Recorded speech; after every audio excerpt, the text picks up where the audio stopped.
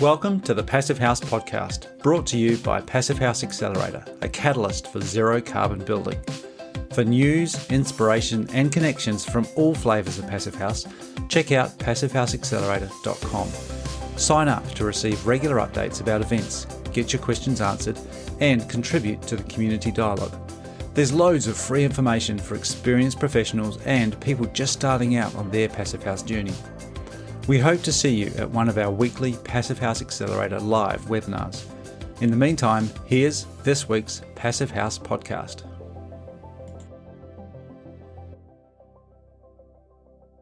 Welcome back to the Passive House podcast. I'm Matthew Cutler-Welsh, coming to you from Auckland in New Zealand. And this week we've got Zach on the line. How you doing, Zach? I'm doing great. How are you? Pretty good. And we've got the whole team here. So Mary, welcome back. How are you doing? I'm great. And Ilka? I'm doing well. Thank you. Well, it's a great interview I've just enjoyed listening to, which we'll get into this week to kind of almost round out our series on cooling and resilience. Some really great items that we've discussed in this one, so we'll get onto that. But before we do that, Zach, we've got a few people to thank. Indeed. Yeah. So first I want to thank our sponsor of the week, Intelligent Membranes. Intelligent Membranes is the maker of Passive Purple, the suite of air tightness and weather tightness products. So big thank you to Intelligent Membranes for making our programming possible this week. Thank you too to our stakeholder partner, NYSERDA, the New York State Energy Research and Development Authority, and to our founding sponsors, 475 High Performance Building Supply, Ingui Architecture, Partel, Rockwell North America, StoCorp, and Zola Windows. And thank you to our champion sponsors, Bewizo, Icon Windows and Doors, Intelligent Membranes, PH Air Seal, and Source 2050. Awesome. So, Ilka, we got a bit of a panel together for this chat. Covered quite a lot of grounds. So I think we should jump straight into it. So do you want to just give us a bit of an overview of who you brought together? Yeah, so I was really fortunate to get Prudence Ferreira, Ryan Abendroth, and Christina Snyder into one Zoom room to discuss energy modeling. And it was a lot of fun. Yeah, well, we'll jump straight into it, and then we'll come back with some thoughts afterwards.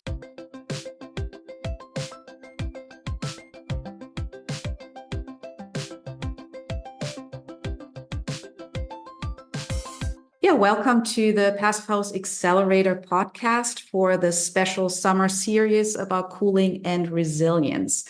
And I'm very excited to discuss this topic with some of the most experienced energy modelers in North America, who use tools to predict and address high cooling loads and potential overheating in passive houses before they get built. So welcome, Prudence, Ryan, and Christina. So Prudence, you were my WUFI teacher back in, I think it was like 2012 or something, when I took my CPHC class. And Ryan, you actually became my mentor, and I would secretly call you my WUFI therapist in my first few projects. So I've known both of you for quite some time, but I just met Christina. So why don't we start with getting to know you, Christina? Can you introduce yourself and tell us what you do? Sure. I'm an registered architect in Michigan and a licensed builder.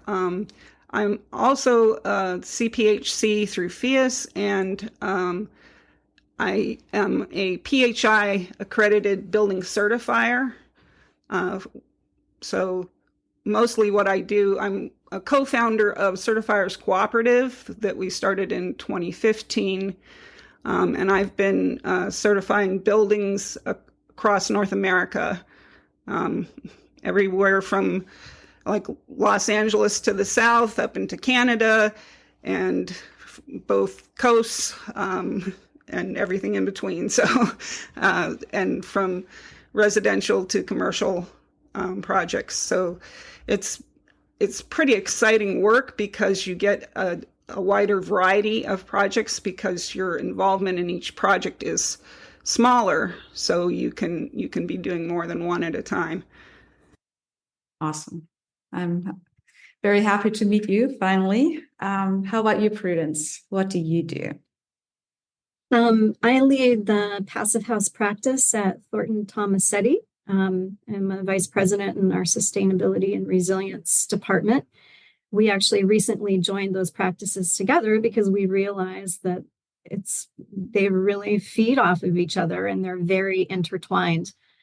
And so I lead a team of other CPHCs and now verifiers as well, who are coming in from our facade engineering department. And we work on some very large and very complex projects, mostly all internal gain dominated, non-residential or multifamily residential, some schools as well. And yeah, overheating is definitely something that we're concerned with. I also serve on the FIAS technical committee and am a CPHC instructor for FIAS and sit on their board of directors as well. Awesome. How about you, Ryan? So I'm Ryan Abendroth. I'm a CPHC with about 15 years of experience working on passive house projects. Early on in my career, I was a certification manager at FIAS, and similar to kind of Christina, that meant I got to see a lot of projects coming in from all around the country. I also, at that time, was kind of working on my master's thesis about the climate-specific passive house criteria that I think plays into the discussion that we're going to have today. Currently, I teach architecture at Washington University in St. Louis, and I'm the co-founder of Build Zero Consulting with my partner, Stefan Goebel, where we are working on all kinds of projects, single family, multifamily, commercial, and all around the country. So we have active projects in California, New York, Pennsylvania, Texas, Tennessee, a lot of kind of climate zone sort of 3-ish for projects where some of these overheating issues are also really prevalent. Yeah, as I said, these are some of the most experienced energy modelers here in North America, and energy modeling is pretty amazing because what you do is you can actually kind of predict temperatures and comfort in buildings beforehand. So a lot of times we kind of talk about overheating or systems, and it's a little bit of a retrofit of what do we do when that happens. So you're on the opposite side. You're kind of trying to prevent that from happening. So how does that work? How does energy modeling in general work, and what are the tools that we have available to do that? It would depend on which type of certification you're going for. If you're going for FIAS, you're going to be working with WUFI Passive, and I'll let the other two address that one. With PHI, you'll be using the PHPP, and that one does have a built-in summer stress test, but I think both types of software are analyzing the building as a whole building as if there were no partitions in it. So it's just the external envelope. And that can be kind of misleading because you get temperature stratification in real buildings. Some rooms get more sun than others, more internal heat gains in some rooms than others. So the fact that it's working on a whole building level doesn't mean that some rooms are not getting overheating problems. The summer stress test in the PHPP lets you know which types of cooling solutions or overheating prevention solutions are most critical for your project, and the ones that you don't want to leave out, but it can't spot problems in single rooms.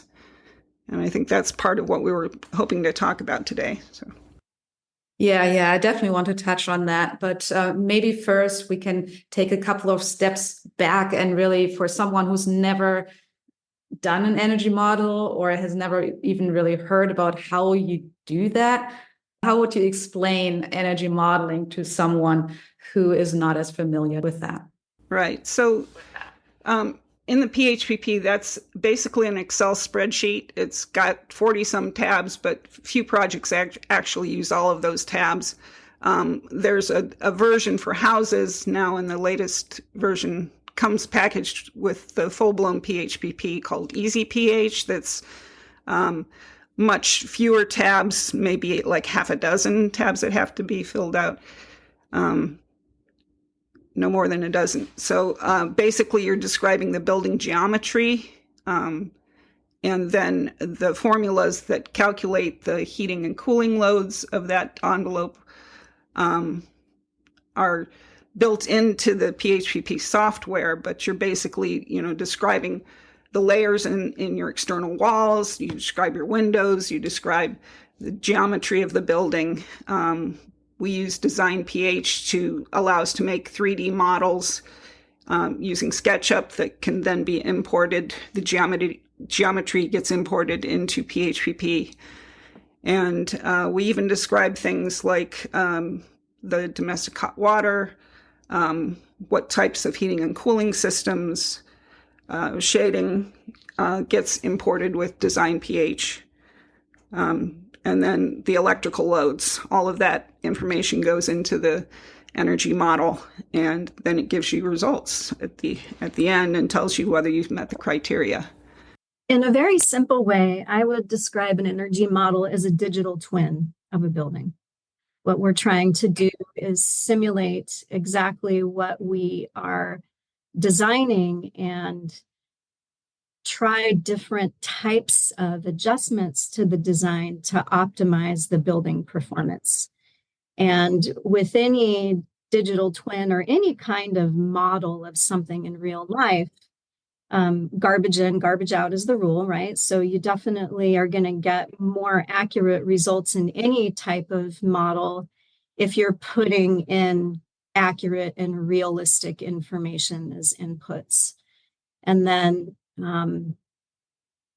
the nuance of how you're entering in some of the information really can make a difference. And especially when we're in early design, there are a lot of things that most designers don't think about until they're very close to construction starting, that we need to think about early in design so that we can plan around them. And some of those items do have a bearing on cooling loads.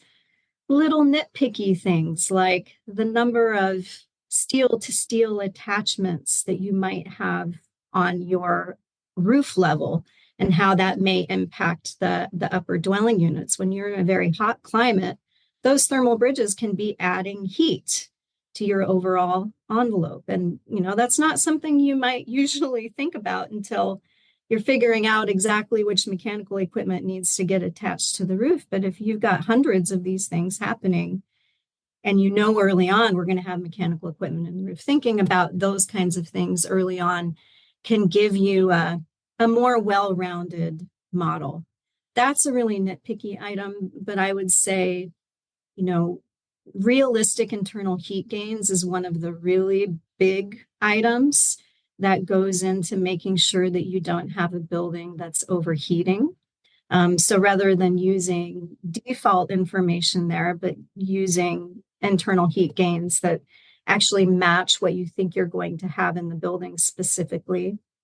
And then, like Christina is saying, really honing in on critical parts of the building that you suspect may overheat, either because they're on an upper corner and they have exposed roof and exposed south-facing glazing and west-facing glazing, and they're just going to get hammered by solar gains, or conversely, a dwelling unit in a very dense building that's sandwiched on all sides by other dwelling units, so the internal gains don't have anywhere to go, really. Those might be two sort of critical units or worst-case situations that you would want to pull out as separate from the rest of a building. And what we like to do is use future climate data to test what's going on, use solar radiation analysis of facades to understand where we're getting more solar gains, and then also use an 8760 hourly model to understand exactly what's happening hour by hour. And if we get results where we're seeing that there's a potential for overheating, then potentially working with our mechanical engineers to even consider doing something like computational fluid dynamics to understand potential issues with terminal unit placement for mechanical cooling distribution. When you start a very simple energy model, I mean, you start out with very simple inputs, and then the further you progress in your design, the more you can actually fill more data taps or more precisely fill data taps in your model as well, right? So you don't have to start out with like having all this information right up front. So maybe Ryan, how do you go about just this development of this energy model to get to the point that Prudence is talking about at the end? Yeah, there's a couple thoughts here. I mean, one is the sort of obvious reason for energy modeling is that we're able to see the performance of the building without building it and then waiting to see how it performs to make the next iteration, right? So we can do that on the computer in a much more streamlined way rather than 50 years ago we had to build the building, see how it performed, and then that didn't work so good, or maybe that worked really well, right? And we can do it again. But now we can do this with simulation, which I think is the big strength. And when we look at energy models, I'm also a very big proponent of starting very basic. And I think most tools allow you to generally make a pretty basic model. Woofy does this in the way that it has a database, and I just have generic R values in that database. No like other properties besides it's a certain thickness of a generic material that's R4 per inch, and I have it 5 inches thick, so it's R20. And I just assign those to the geometry that I import to really get started in a very simple way and help to dial in what that building performance might be. Because often we don't know, Prudence was talking about internal heat gains. We might not know what the refrigerator is, right? Or what some of the appliances are. And we have to use a lot of defaults to sort of start and get values. And that's how I approach things, is start off with a lot of defaults, get a rough idea of what we need, and then start to kind of design from there. I do think there's a lot of nuance in terms of if you're familiar with the climate, you don't have to start quite as basic, right? Or if you're familiar with passive house or building typology, you can kind of start to already say, I know about what the R value should be, or I know about what a bunch of these inputs should be, and can get a lot more sophisticated right away. But if you're like just starting out at your first project, I would use very generic inputs to get a sense of what I need and then kind of work from there. So, and I guess what we're all kind of saying is there are two main components that lead to overheating, right? I mean, there's of course the heat gain through the windows, and then the internal heat gain. And we're trying to predict what that is. And what we're just saying is that in terms of the protocol, how it's getting modeled is, Christina touched on it, Prudence, you touched on it too, that you model it initially as just one big box, assuming that the temperature is the same everywhere. And I think for someone who has never really done it before or is just starting out, it's a little bit hard to determine or to read the results, because you can't, since you assume that the temperature is the same everywhere, for example, I did a single family home as my first project, and it had a big, big basement, right? Which is very cool. And then the overall cooling load in the model showed up as totally doable, that we, to meet the target data, I didn't really need to add any shading to my model. But in reality, the upstairs room, especially on the east and the south, were actually really overheating. So until we actually did apply, exterior shading to the building. So I think it's for someone who's just starting out, it's a little hard to read those results. Like, how do you address that? I think a very simple way that a beginning modeler might understand different parts of the building that could be overheating would be to take a note from the page of all of what we've just mentioned and use Ryan's approach of doing a box model, but then use the approach that Christina and I are talking about of modeling different parts of the building. So for example, with your house, you have 3 stories, right? We know that the basement condition has a different boundary. The ground is going to be cooler during the summer. So take that basement, model the basement as a box, get the results for that basement, see what happens. Take the middle level, model that as a box. Take the upper level, model that as a box. And those boxes can all be attached in your model as different zones, or you could just model them separately and have, for example, your upper 3rd story level with its floor boundary being a space with the same inner conditions, right? So that way, beginning modelers can start to see, okay, if I'm just looking at this upper level by itself, what kind of cooling criteria do I need to meet? And can I actually meet it? Mm-hmm. If I can't meet it, maybe I want to think about starting to put some cooling mitigation strategies in there. And it doesn't have to be deterministic, right? Some of the benefits of early modeling, and especially box modeling, is comparing different conservation measures and seeing, oh, well, that made a big difference and that didn't make so much difference. So if I'm concerned about overheating, either because of future climate changes or because I might get more appliances later, I can try different things and then choose the strategy that has the biggest impact for mitigating overheating and integrate that in. So do you think that the modeling process that you just described with actually parsing out the building in several boxes should be required to make a prediction a little bit more real? Well, that's a hard discussion to have because, the certification bodies, they've got their hands pretty full. Passive House is definitely gaining in popularity, and there's always a question of best practice and what's actually enforceable in a certification scheme.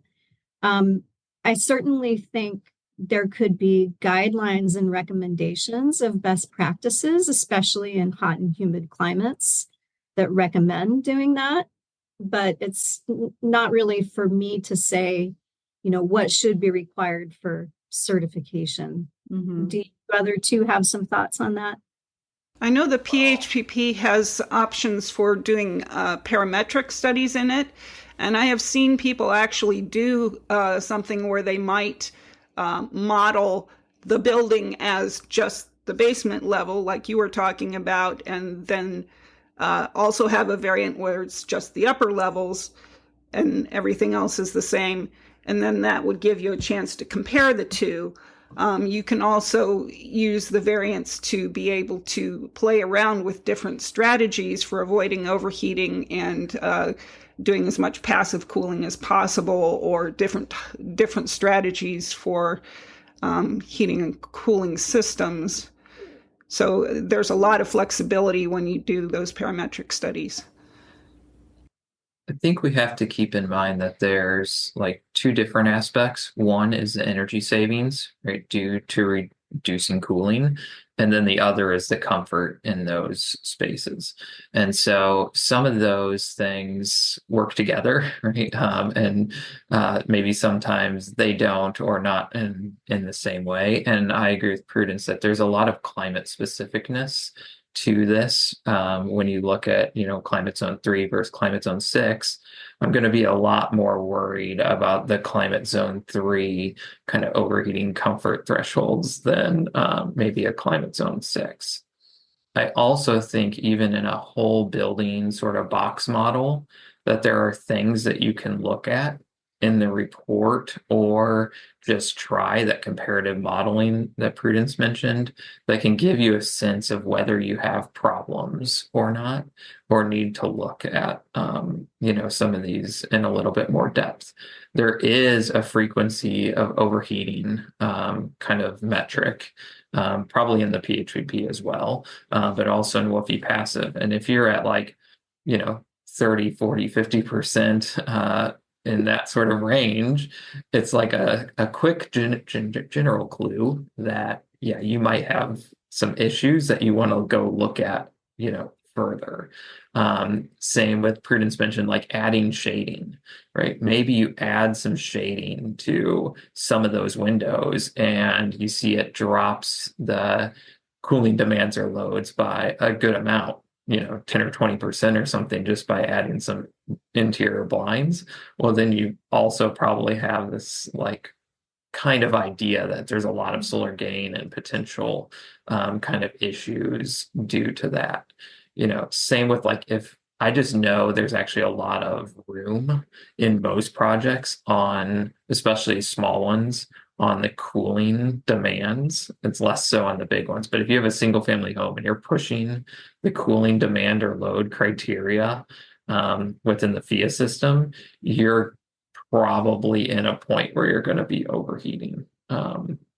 And so if you have a good margin, like you're half of the load, then I'm going to be less concerned, right? If you're pushing up against it and you're 90% or more of the criteria that's allowed, then again, those are some clues that you might need to look more in depth. And then to that kind of final point or question that Ilka was asking about requiring different models and things like that, I think it's always a challenge to have project teams be able to kind of afford the passive house consultant and the extra engineering and everything that goes into it, especially on these small projects. And then also keeping the review fees low for the certifiers, and it all kind of works together. Where if we want mass adoption, we ideally, have a simplistic way to make sure it's pretty accurate. And this is one thing I mention a lot, which is a little off topic, but it's we can get to 95% accuracy pretty easily, I feel like, in most of these energy models. It's that last little bit and the compliance with certification and gathering all the documentation and really dialing things in that kind of takes quite a bit of time, right? So maybe 50% of the time you can get to 95% accuracy, but that last 5% is a lot. And I think that's sort of what we're talking about here. And I would personally like to find ways to not have to go to the, really nth degree of engineering to, be able to make things work. Of course, there are situations that require it. Yeah, no, I totally agree with that. And I've definitely heard from, many people that even just starting a simple energy model can be already daunting, right? And then thinking about all these additional layers there. So one way to really simplify would be to just require shading, exterior shading, right? Because that way you can completely control your solar gains, at least. I mean, not the internal gains, but the solar gains. Is that something that could be a requirement in hot and humid climates? It certainly could be a requirement. I think it's risky to make an across-the-board recommendation because each building's orientation is different, and it really depends what kind of shading. Having lived in Europe for 5 years, everywhere there, independent of the amount of solar insulation these buildings have, they all have exterior shades that there's like a crank inside and you just roll it down and it completely covers up the windows. So shading like that, I think, could be very, very useful. But when we're talking about overhangs or fins or, something that is more of a design intensive exercise, then it gets a little bit risky. The other thing that I've been thinking about quite a bit is that a lot of projects that are internal gain dominated, which, multifamily is in that category for sure, they almost all benefit. Well, they do. They all benefit from having internal like blackout blinds in lieu of, having to do a bunch of exterior shading, because that gets expensive, right? Our architects typically don't want to do that because it adds a lot to the project budget. But the issue I have with that is that it's occupant dependent, right? Unless these systems are automated, we're relying on occupants to actually use these shades intelligently. And the same thing could be said of even exterior shades. Like, you can provide it, doesn't mean that people are going to actually use it. But I almost feel like as uptake increases of passive buildings, and I work a lot in Massachusetts where it's code now for multifamily buildings over 12,000 square feet. I feel like dummy proofing it is not a bad idea. And so potentially eliminating the ability to use blackout interior blinds to meet certification criteria might not be a bad idea, because it does rely on occupant behavior. So, that it's a complex question though. And, I think at least in the FIAS world, and after the COVID shakeup of the whole supply chain, it's hard to kind of say this with a level of confidence, but the idea is to try to provide cost-effective, comfortable, energy-efficient, durable buildings. And that cost-effective part of it, with the supply chain where it's at, like, it's challenging to estimate exactly where we're at. Adding more items to the pile of costs, like requiring exterior shades, it's a little bit of a hump to get over. But I think it's also potentially just a cultural shift, right? Because they do it all the time in Europe, and it's just part and parcel of how they build buildings. So it's something that I'd like to see discussed more as a real potential opportunity, especially in the hot and humid climates or climates with just a lot of sun. In the U.S., we've had some code movements that have actually been pushing for a ceiling to solar heat gain coefficients, on the theory that buildings all overheat. And that I have a problem with that, because that can lock buildings into higher, if you're in a heating dominated climate, that can actually cut down on your ability to meet the passive house criteria or performance and comfort in the wintertime. So I'm not really keen on mandating particular solutions, but mandating performance, I think, is definitely something we need to do, and we need better and easier ways to check whether critical worst case rooms in buildings are actually going to have an overheating problem. I think the mechanical engineers can do that. Generally, they have better modeling software than we do in many cases. But it is important to identify exactly which rooms are most likely to have the overheating problems and limit your modeling to those, so it's not a huge modeling burden. Yeah, I think that's actually a good strategy that we on small, I mean, again, on small single family homes do a lot where we work with either the mechanical engineer or the system designer or installer where we always ask for room by room load calculations.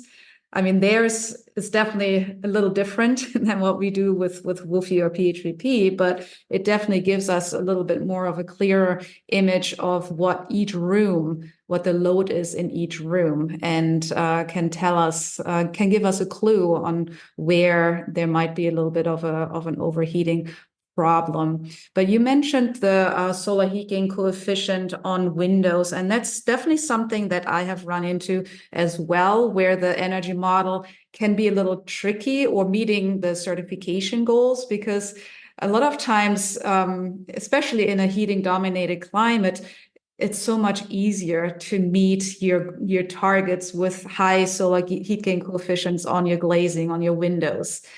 But that sometimes leads to a little bit of less comfort, because you might have rooms that can overheat, and it's not necessarily something that you again see in the energy model. So I think with a little bit more experience, you can kind of set a ceiling for your solar heat gain coefficient where you're comfortable with. But I think as a first time modeler, it's a little hard to gauge where are my limits, where do I dial down with my heat gain coefficient and add insulation instead, right? So how do you see that? How do you go about that?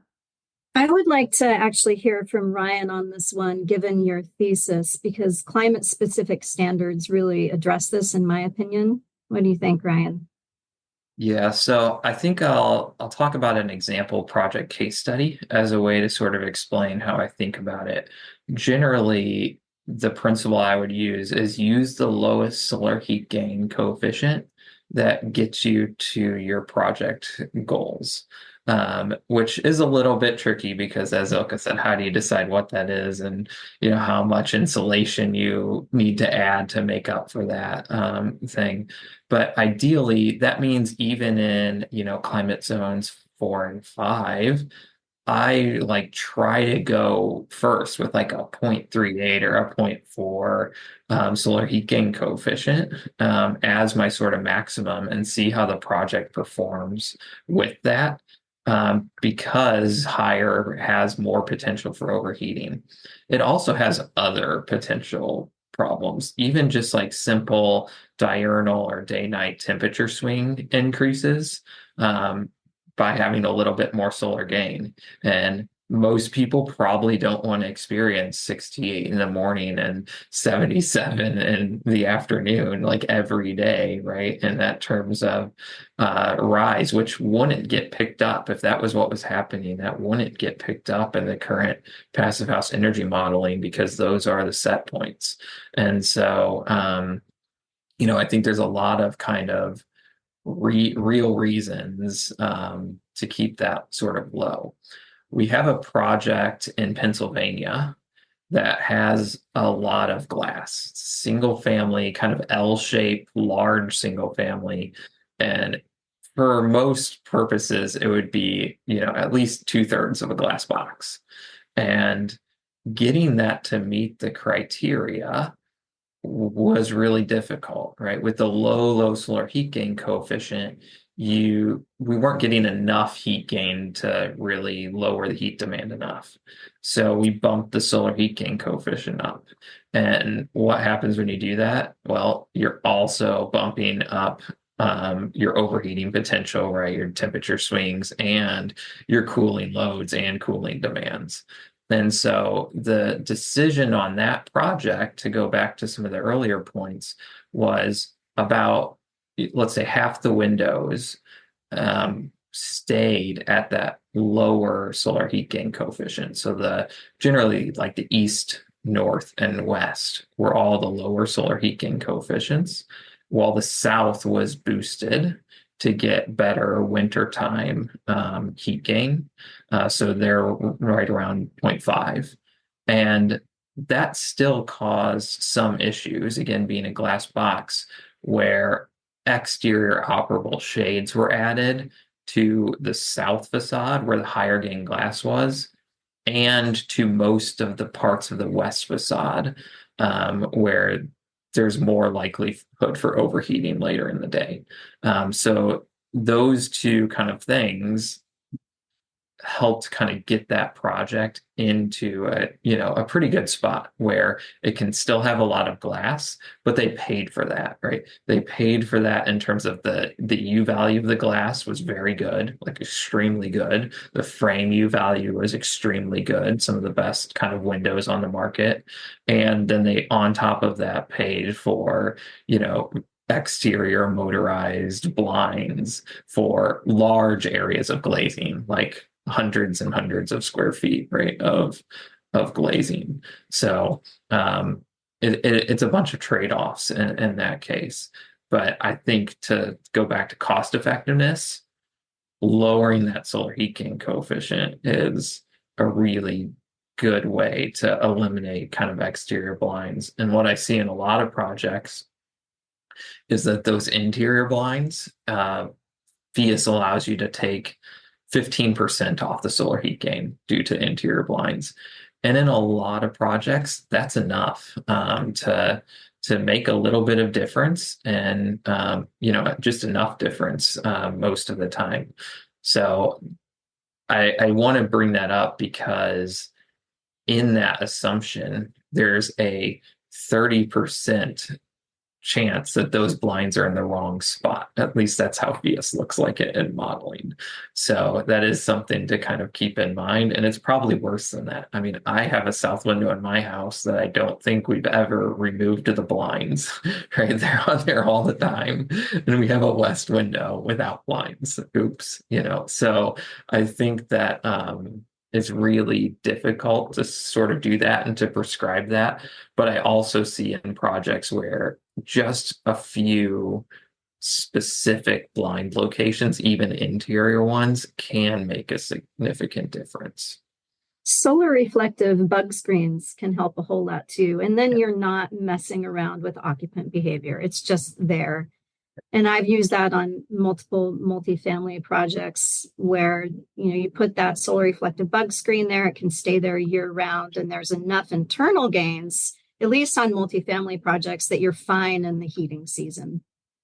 And I know some consultants that use that strategy on single family and will take them off seasonally.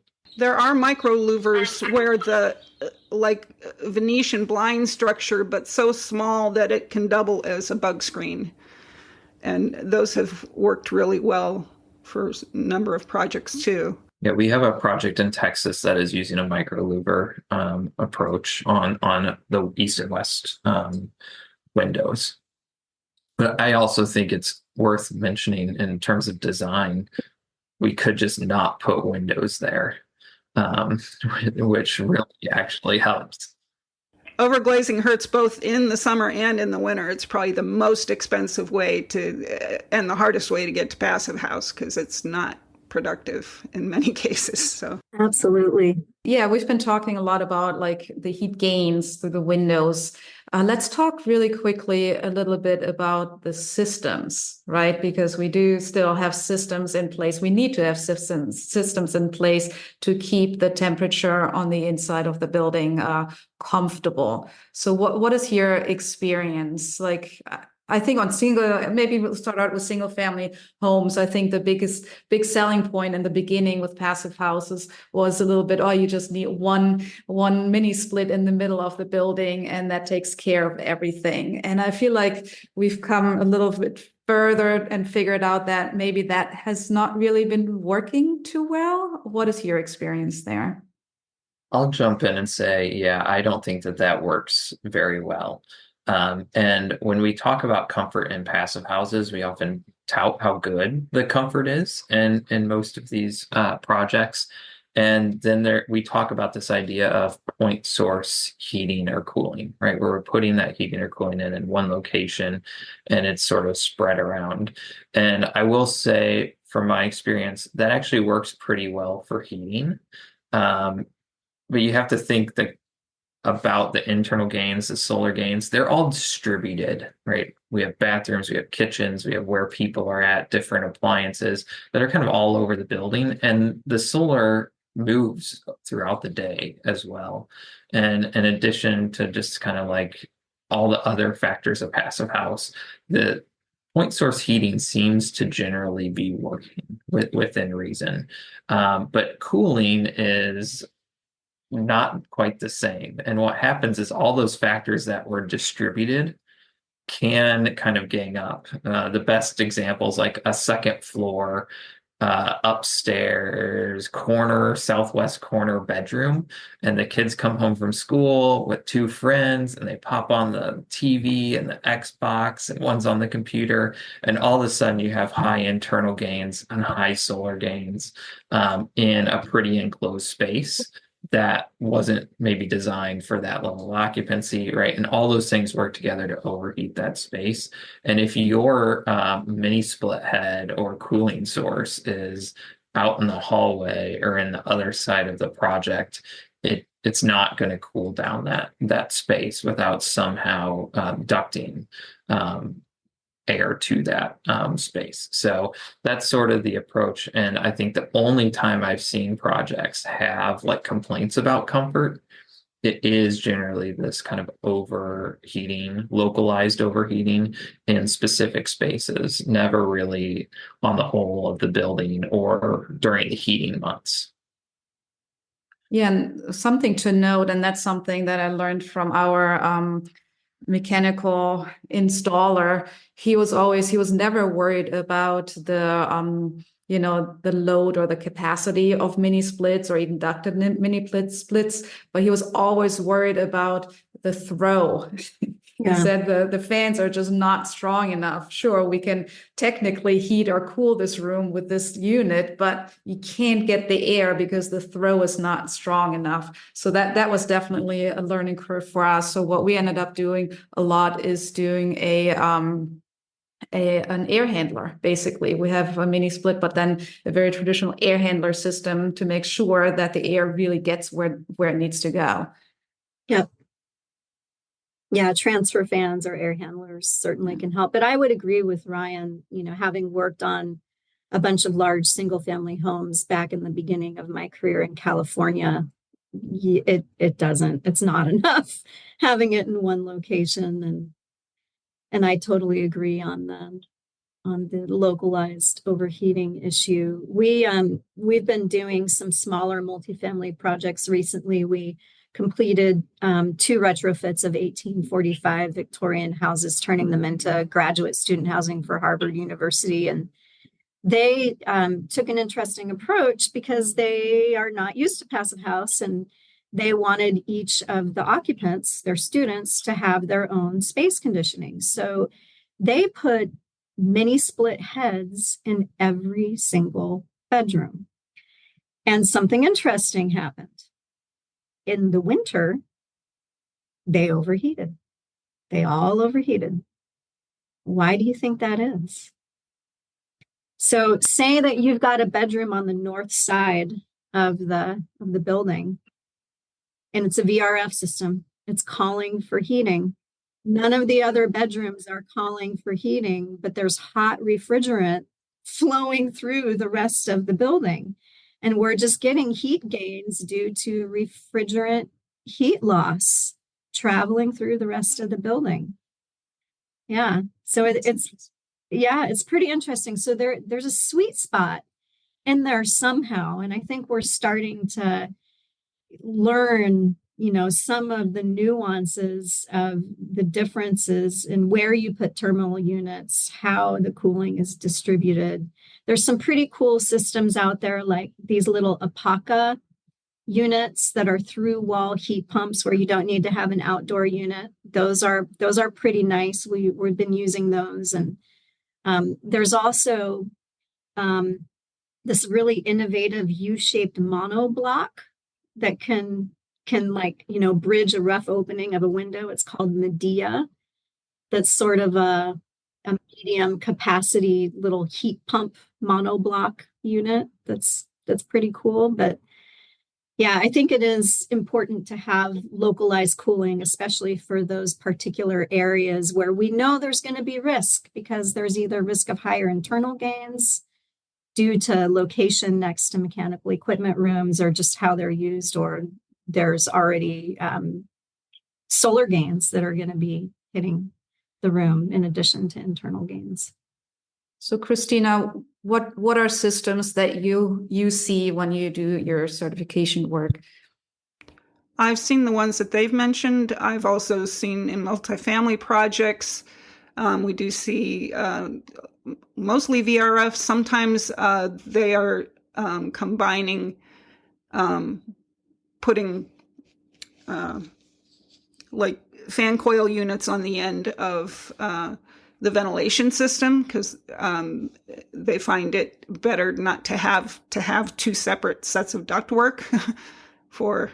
So quite often the heating and cooling gets added at the rooms to the ventilation air, and they can increase the ventilation air above the passive house standard if needed. But for high occupancy scenarios, like if there's a massive group of people meeting at the building or something. But I'm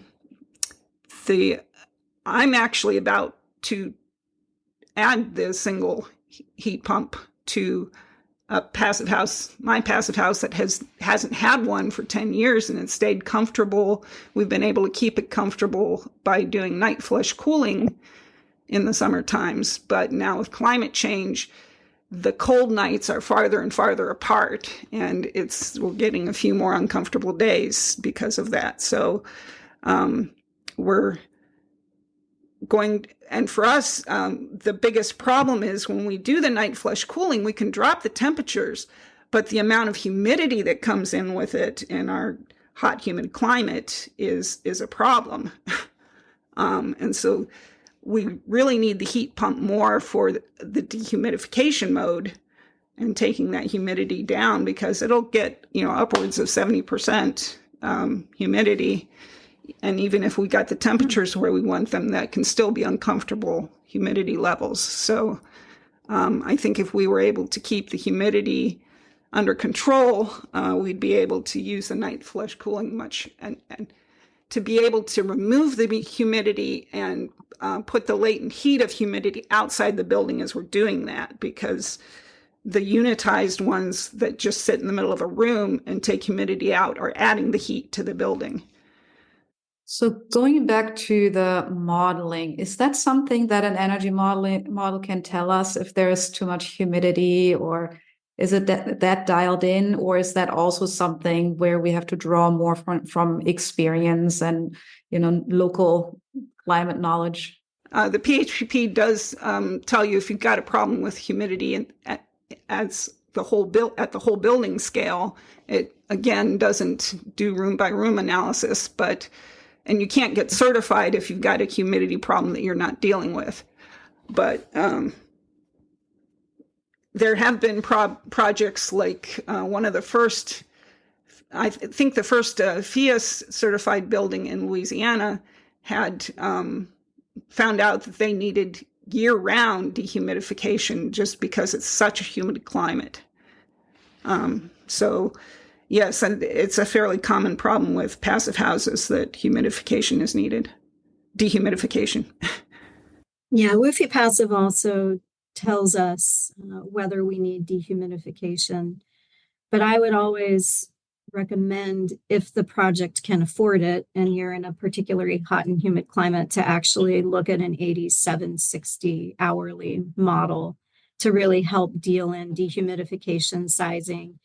And short of that, if it's a single family home that doesn't have a great budget, working with a mechanical designer to size the cooling for the latent load, not for the sensible load.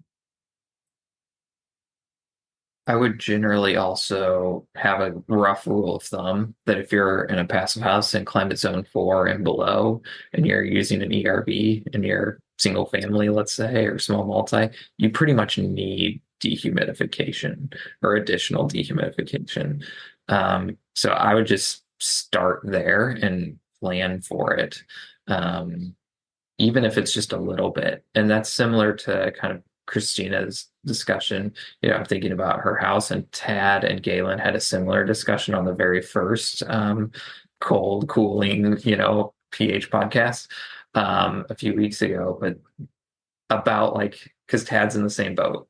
He had no cooling, but now he has a small portable AC unit, and that's a point source sort of cooling. And he was all talking during that about how it doesn't fully, it just cools that room essentially.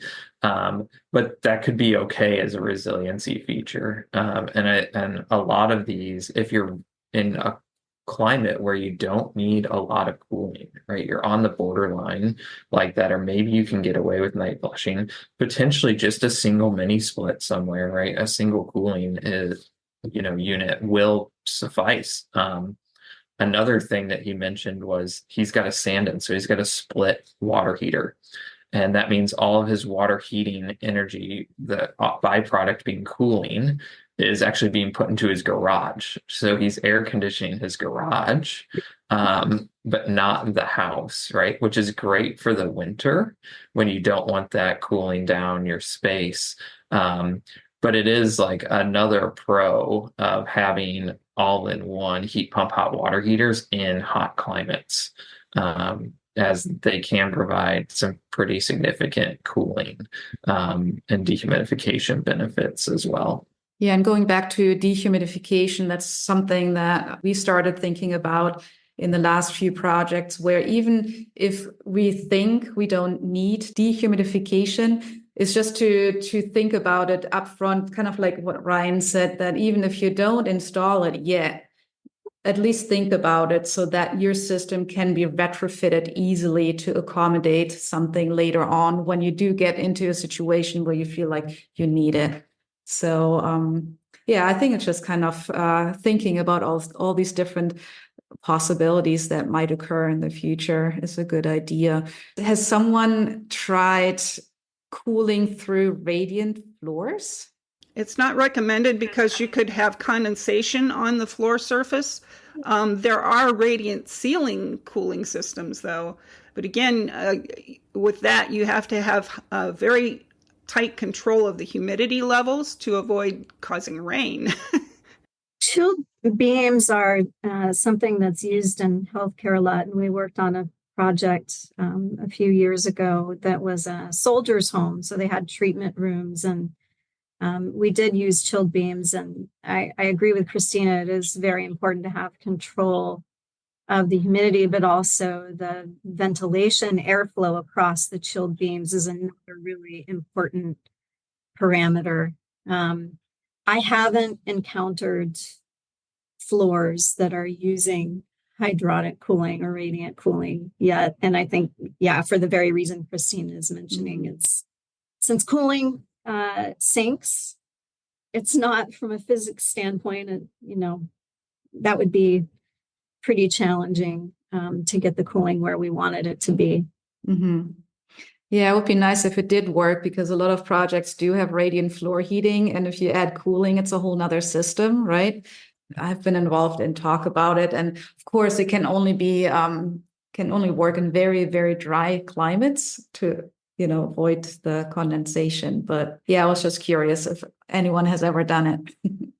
So thank you so much for this great conversation. And I hope all the listeners have learned a lot about energy modeling, what's possible, how to do it, what not to do, and what to watch out for. So thank you.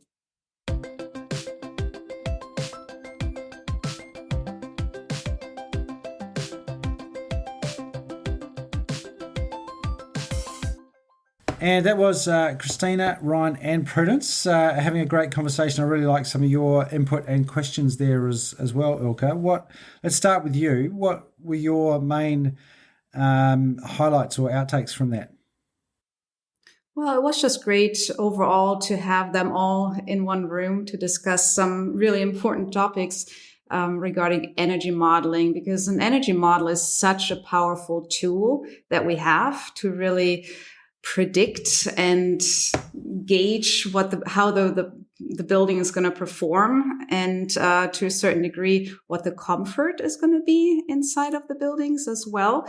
But it's also important to know that you have to take results with a little bit of a grain of salt, that you can't just believe everything that comes out. So as Prudence said, of course, it's, garbage in, garbage out. That's a big rule, but also understanding how the modeling protocol works, I think is really important. And that there's a lot of times you have to go back to just common sense a little bit too, to know if the results make sense or not.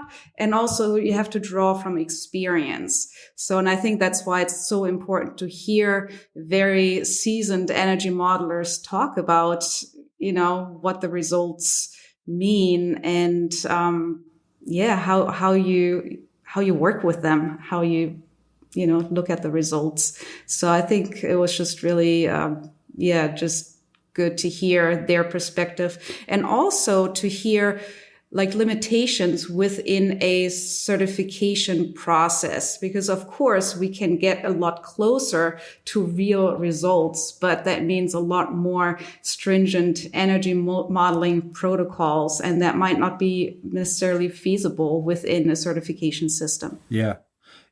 I mean, I thought Ryan said that he felt like he'd get 95% pretty easily, which kind of seems quite a high level of accuracy for a model. Which and he also pointed out that it's still, even doing a simple model, which they all advocated for, starting simple, can be a bit of a hurdle for a lot of people, even just psychologically, just if they haven't done it before, which I thought is really relevant here. We're struggling to get people to do basic energy modelling, but it was great for me to hear that a lot of these issues are being talked about around the world.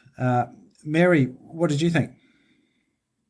Yeah, I have to, in some ways, echo what Ilka said. That I think it was Ryan who said the whole reason to do an energy model is to see the performance of the building without actually having to build it. Yeah. And I thought that was such a great summation of why we do energy modeling, and but also why PHPP and WFI are such improvements over other energy models. Because, you could do an energy model, but if your model didn't really give you great information, as so many other ones did, then you weren't really gaining any insight into how the building was going to perform. And really appreciate that difference. And I also liked his approach to start with a basic box and then work from there, so that as a kind of, we can approximate here and then we get more and more specific. I like that approach.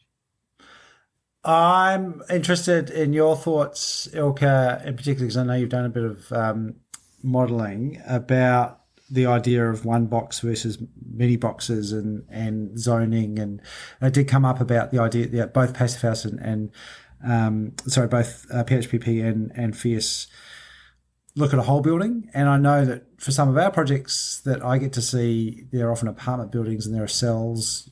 Really interesting example in the interview about the student accommodation, where you get vastly different experiences across that. You got any thoughts on how, if there's a need, or how detailed you need to go for modelling? Yeah, so that's actually why I asked what they thought, if it should be required to not only build one box, but maybe, 3 on top of each other. Because in my experience, and that's something that I now know after many years of energy modeling, but in the beginning, I did struggle with that a little bit. The way the energy modeling protocol works is that you do this box model. So you assume the whole building is just one open box, and you assume that the temperature is the same everywhere. So I went through my first energy model and had a really big basement, and then it had a second and a third floor. And because I was building it as one big box, and the basement was just cool because it didn't have any solar gains, and then the upstairs did have solar gains overall because we're assuming this temperature to be the same everywhere, I didn't see any red flags in terms of overheating. But then in reality, it was actually overheating on the first floor. So that came to me with quite a bit of a surprise. And not only that, we actually encountered an issue where in the shoulder months, we almost had to heat the basement while cooling the first and second floor. Yep. So, and that's something that the energy model really doesn't show you. Yeah. So in a way, it's a little bit the way, the protocol works. I feel like if you don't have a lot of experience, it could be not necessarily misleading, but it could give you a false security in terms of cooling load. Yeah. Zach, what are your thoughts? Well, I think just what you said, Ilka, I think it highlights why this was such a great addition to the summer and resilience series the summer cooling and resilience series that we're rounding out here, because this is really diving into what do we need to do in modeling in order to ensure that we can be comfortable and resilient during the summer. And so that kind of instruction to hey, you should consider doing the box models for the separate floors just seems like a really good practice for people to be aware of and to apply. And by the way, I say all this not being a modeler myself. So yeah, but I really appreciated your questions about that went to, for people who are new to modeling, what should they be looking out for? And so that was one of the things that really came out. Another piece that I appreciated hearing was the idea of, identify those units for which that are the most likely to have overheating issues in a building, because of their orientation or which floor they're on, and to focus the most intensive modeling there, just as a way to be efficient with your resources and time. And there were some great rules of thumb as well. Like just that overglazing hurts both in summer and winter.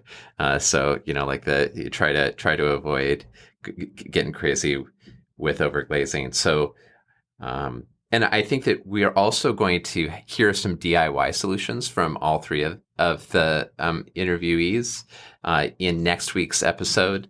So I'm looking forward to that. But one that felt a little bit like a DIY solution was just the solar reflective bug screens as a shading strategy. Yeah. It seems smart. I hadn't heard about micro louvers before, and I'm excited to find out more about those. I just had a quick look around at some of the stuff that's available.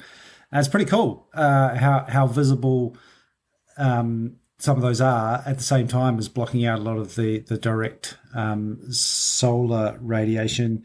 Really interesting looking at systems like that. External shading is obviously really important, as is some internal shading.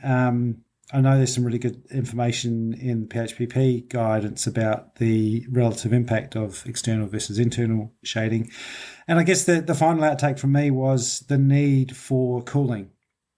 And we've heard this throughout this series, that people who have been living relatively comfortably in their house are now getting to a point where they're having to put in cooling. And I think that's a realization that a lot of designers are coming to, particularly with passive houses, is that shading and ventilation are only going to get you so far in certain climates, and those climates are changing, which means that you're probably going to have some sort of cooling system. Now, we want to try and reduce, minimize the size required and make that as most effective as possible. But I think the areas where we're able to just rely on cooling from ambient air is getting smaller and smaller. we've had discussions about the different types of mechanical cooling that's available. So I think that's an evolving area. Lots to think about. Really great to get all those people together, Ilka, because going back to the beginning, I think we can't emphasize enough the value of modeling, because it's a lot cheaper than building a building to see how it works and then knocking it down again. And that concept of a digital twin, as Prudence pointed out right at the start, I think is the real benefit of doing that. All right. Well, thank you for that, Ilka. Thanks, Mary and Zach as well. And Zach, you mentioned next week we're going to listen to we're going to hear from some listeners. That's right. Yeah. So we've been collecting stories through the SpeakPipe app, and looking forward to sharing those stories and reflecting on them, as well as the stories of the 3 interviewees today. It should be fun. Awesome. So stay tuned. Anything else coming up other than just to say thanks to this week's sponsor again? Yeah, well, another thank you to Intelligent Membranes for being the sponsor of the week. And we are almost to September. So that means that Passive House Accelerator Live is about to fire back up. We'll start on Wednesday, September 4th at noon Eastern with an episode about the power of community and learning, and which is a way of opening up the introduction to what's happening at the accelerator this fall. So don't miss it. We're looking forward to seeing everybody. Awesome. All right. Hey, thanks everyone. We'll be back again next week on Passive House Podcast.